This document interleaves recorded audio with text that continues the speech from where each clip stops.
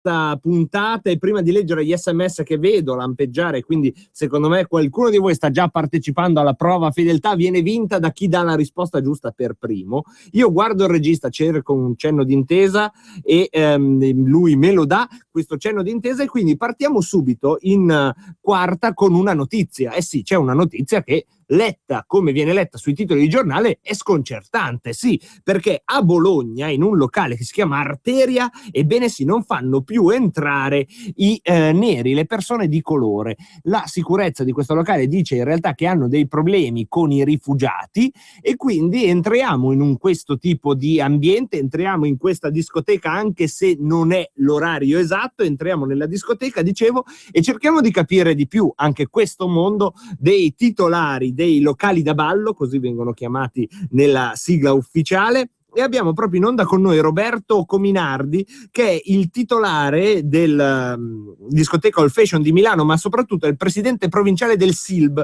che è il sindacato italiano locali da ballo. Proviamo a fare una riflessione con lui sulla sicurezza nelle discoteche. Buon pomeriggio Roberto. Buon pomeriggio a tutti voi. Dunque, sì, allora, la sicurezza nei locali. Partiamo da un presupposto importantissimo.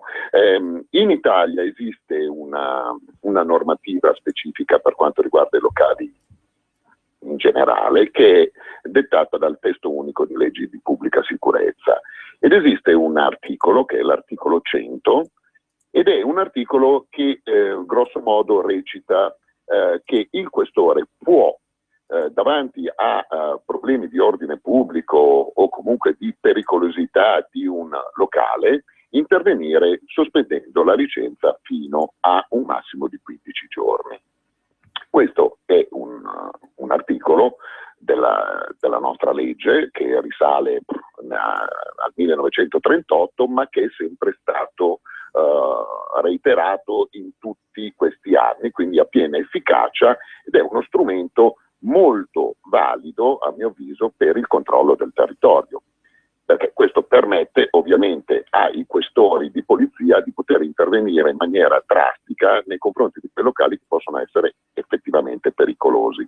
È molto importante notare che è un articolo che non ha un potere sanzionatorio, cioè non è rivolto contro il gestore del locale, ma è un articolo cautelativo e preventivo, perché il questore lo utilizza, visto che ci sono degli interessi pubblici che sono superiori all'interesse privato del gestore del locale, nel momento in cui si incontra un problema per una determinata location, può essere un bar, un ristorante o anche ovviamente una discoteca. Quindi facciamo un esempio, giusto per rendere un esempio più pratico. Il bar sotto casa, che è frequentato da gente poco raccomandabile e che è teatro più volte nell'arco dell'ultimo anno o degli ultimi 3 mesi di liti, di risse, di spaccio di droga o cose del genere. Ecco, davanti a una problematica del genere, ecco che il questore può intervenire sospendendo la licenza di questo esercizio fino a un massimo di 15 giorni inizialmente, o se in casi più gravi anche richiedere la revoca, proprio in virtù del fatto che questo è un locale pericoloso. Ecco, questo quindi è una cosa molto importante da tenere presente. C'è un controllo territoriale molto forte che è gestito direttamente dalla questura e che può avere degli effetti anche nefasti nei confronti di un gestore che magari non ha saputo gestire bene il proprio locale.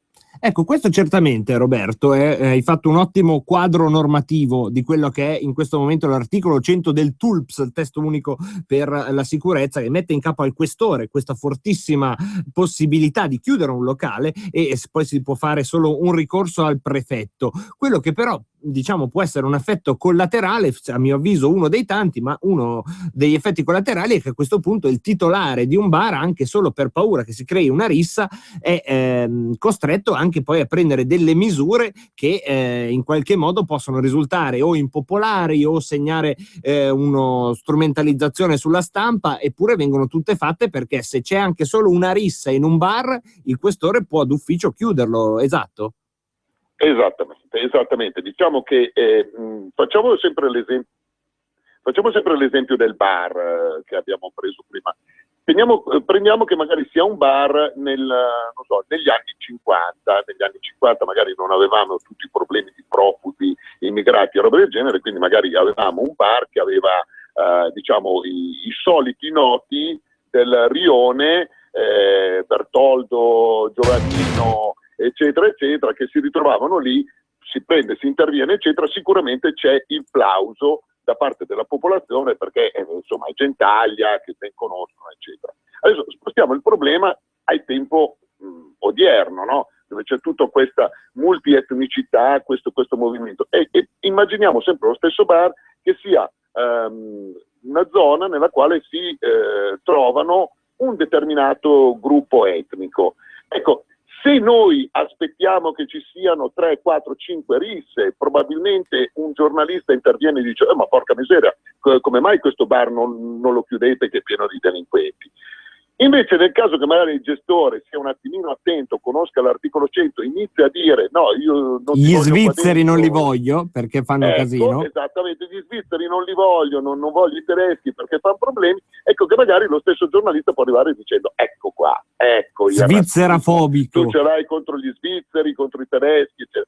E questo è un pochino il problema, cioè io non ritengo che sia possibile tutte le volte ridurre la questione di sicurezza su un problema etnico, e la sicurezza travalica il problema etnico e bisogna anche rendersene conto. Certo, in una società ideale tutto questo non dovrebbe succedere, purtroppo siamo in una società reale e certo, uno deve avere a che fare con la concretezza. Ti faccio altre 2 domande molto brevi, Roberto, intanto continuo a ringraziarti perché è davvero in presa diretta. La prima è sempre sullo strumento dell'articolo 100 che dicevamo dà la possibilità al questore di chiudere un locale. Con il decreto Maroni, quando era al governo, Ministero dell'Interno, era stata messa questa possibilità non più in capo al questore ma in capo al sindaco. Tu come la pensi? Pensi che sia meglio darlo in mano insomma al sindaco, che comunque è legittimato da un voto democratico e magari conosce anche meglio la realtà del suo comune, o pensi che invece da tecnico e senza politici, senza metterci cose politiche, è meglio che la sicurezza venga gestita dai tecnici della sicurezza, quali sono il questore ad esempio? Io ritengo che l'articolo 100 in capo al questore sia comunque un articolo da mantenere in capo alla questura. Perché questo lo dico? Perché non dobbiamo dimenticare che per esempio grandi città come Milano hanno una distribuzione di commissariati per ogni zona, quindi diciamo che il commissariato di competenza conosce molto bene i suoi polli, conosce molto bene quindi le realtà locali, le controlla tramite le volanti. In fin dei conti non dobbiamo dimenticare che quando c'è un problema è la volante che interviene sul posto e fa la prima relazione di servizio su quello che è avvenuto. Quindi la conoscenza da parte della questura degli avvenimenti a carattere diciamo di sicurezza sicuramente sono sempre in capo a loro, quindi il questore ha sicuramente uno strumento maggiore di controllo e di verifica della realtà dei fatti. Mentre la seconda domanda era più, diciamo, relativa alla gestione di una sala da ballo che spesso non è facile anche per il quieto vivere, ed è questa. Tu ritieni ci siano differenze sul modo di stare in una discoteca degli italiani rispetto magari agli immigrati, oppure diciamo la persona ben educata e il maniaco si spalmano nella realtà dei popoli con quote omogenee? Assolutamente non esiste una distinzione etnica, è quello che dicevo prima io. Diciamo che l'educazione, il vivere civile sono assolutamente al di là di nazionalismi, di etnicismi. La persona educata è una persona educata. Io ti posso parlare per esperienza di un locale che è in una città metropolitana e quindi multietnica. Noi abbiamo tutte le etnie, tutte le nazionalità e assolutamente non esiste un distinguo, non c'è proprio. C'è quindi un'esigenza. Poi non dobbiamo dimenticare che ci sono anche tantissimi diciamo stranieri di seconda generazione nati, cresciuti qua a Milano e che quindi sono assolutamente milanesi, poi magari hanno origini asiatiche piuttosto che africane, eccetera. Ma, quindi vedi, ecco, questo volevo, è proprio una questione alla fine di sicurezza molto concreta che alle volte ti fa fare la famosa selezione all'ingresso con una certa discrezione, no? Perché poi uno deve tutelare l'ordine all'interno.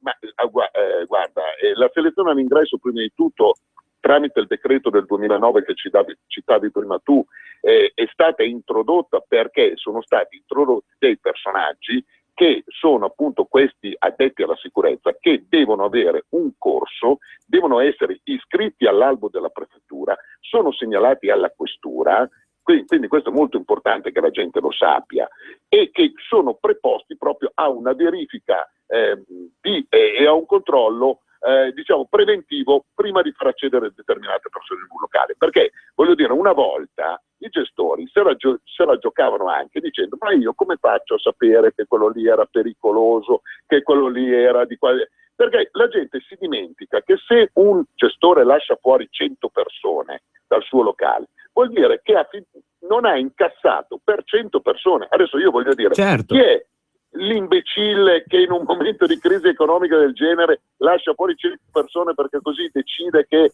per un capriccio autoritario? No, non c'è un capriccio autoritario. Voglio dire, se un emerito idiota non andrai da nessuna parte. È ovvio che lo fai in funzione del fatto che tu dici: ho il pericolo che possa scatenare dentro dei tumulti, dei disordini, che mi possano revocare la licenza, che me la possano sospendere, o peggio ancora, comunque devo tutelare la mia clientela, quindi sì, tu mi volevi dare 10 euro, 20 euro, io preferisco rinunciare perché tu sei una persona pericolosa, non so, sei ubriaco, sei probabilmente drogato, sei una persona rissosa, stai fuori. Certo che se poi tu arrivi e mi dici: ah, ma quello lì è svizzero, tu non lo fai entrare perché è svizzero, e vabbè, avrai fatto il tuo scoop giornalistico, ma magari sarebbe il caso che magari prima vai a indagare meglio sui motivi, ecco. Grazie mille Roberto, davvero un punto di vista in presa diretta proprio da dove accadono queste cose, dalla concretezza che poi è il fronte che ci interessa presidiare. Grazie mille Roberto Cominardi, che è il titolare dell'All Fashion e presidente provinciale del Sindacato Italiano Locali da Ballo proprio qui a Milano. Grazie Roberto. Grazie a voi, ciao, buona giornata. Allora, io adesso prendo ancora un attimo l'attenzione vostra, scusatemi, ma io ho fatto un fioretto all'inizio dell'anno, quindi prima di leggere gli SMS io devo rispettare il mio fioretto, che tutti i lunedì avrei ripetuto. Il numero per intervenire in diretta e il numero degli SMS con estrema calma, in modo tale che tutti coloro che ancora oggi, quando ci ascoltano, dicono: quale sarà il numero per intervenire in diretta? Quale sarà il numero degli SMS? E per X ragioni non hanno mai preso nota, forse perché lo leggiamo un po' velocino durante la settimana. Ecco, il lunedì è il momento che possiamo chiamare non è mai troppo tardi, se vogliamo darci un po' di importanza, ecco, come quella trasmissione che insegnò agli italiani a scrivere. Io non ho questa ambizione, se non di farvi scrivere i numeri di telefono giusti. Allora, per intervenire in diretta nei nostri fili diretti, che come sapete sono senza filtro né censure e più o meno a tutte l'ore, perché è più raro che le linee siano chiuse rispetto a che le linee siano aperte, comunque il numero è 02, avete preso la carta, la penna, tutto quanto. Ubaldo, tu che sei in giardino ce l'hai il numero, molla la zappa e prendi la penna. Allora, per intervenire in diretta, 02 66 20 35 29 02 66 20 35 29. Questo è il numero per intervenire in diretta, e quando le linee sono aperte potete senza filtro né censura fare voi le vostre domande, le vostre osservazioni. Ci sarà modo anche durante questa puntata di Rebelot, oppure questo è sempre attivo, tranne che durante le repliche, nel senso che durante le repliche non vi leggono, ma comunque vi leggiamo ex post, quindi vale sempre bene un SMS. Il numero è 346 64 277 56. 346 64 277 56 è il numero degli SMS. E proprio sugli SMS io vi ripeto la domanda, non ho ancora letto quelli che hanno scritto. La domanda è: 9 marzo, chi compie gli anni oggi? Avete 3 minuti per rispondere. Il primo che ha risposto è medaglia d'oro, il secondo che ha risposto però con un po' di, diciamo così, grazia, avrà la medaglia d'argento, che comunque conio durante questi 3 minuti solo per voi. Nel frattempo voglio vedervi danzare tutti quanti.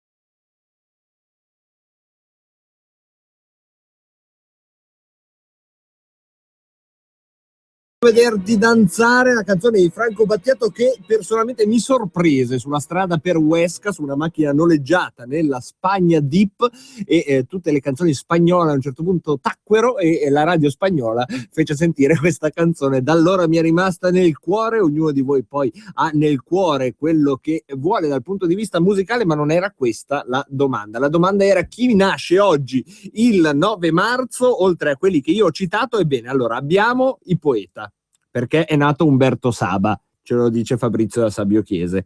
Abbiamo il navigatore, ne abbiamo addirittura due, Amerigo Vespucci e Yuri Gagarin. Manca il terzo perché sapete, poeti e navigatori, poeti, segretari federali e navigatori, questo era il proverbio, e il segretario federale è proprio lui, Matteo Salvini, che ne ha compiuti 42, come ricorda Claudio da Berghem. Il più veloce è stato Alessandro da Brescia, il più creativo probabilmente sono quel collettivo, sapete che ci scrive, no?